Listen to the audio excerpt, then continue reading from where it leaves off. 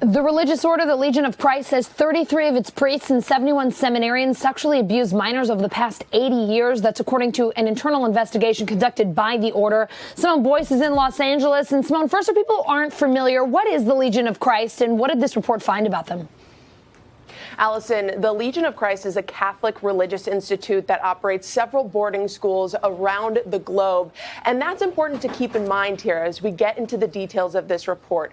Boarding schools. So this organization was founded in 1941. Since then, at least 175 cases of children being abused by their parents, by their priests and seminarians have been discovered. Now, the vast majority of those victims are boys between the ages of 11 and 16 years old. Now, it's also important to keep in mind that this religious order, the Legion of Christ, had been discredited in the past because the founder was discovered to be an abusive pedophile who was forced to step down. And since then, since he stepped down, this organization has tried to say, oh, well, all of the problems were tied to him. So now that he's gone, we don't have this problem with abuse. But clearly, this report found otherwise. Yeah, Simone, as you mentioned, according to the report, it looks like all of those cases of abuse not tied to him. So what happened to the priests who've been accused of abusing minors?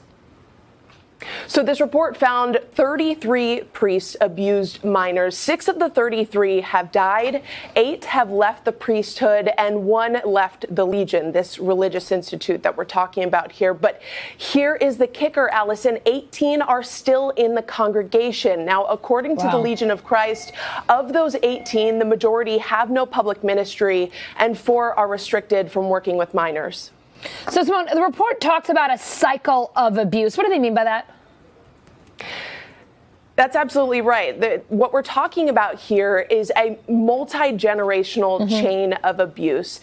As it turns out, the victims who were abused by the Legion's founder, Marcial Maciel, also became abusers themselves, just perpetuating this horrific and heartbreaking cycle of abuse.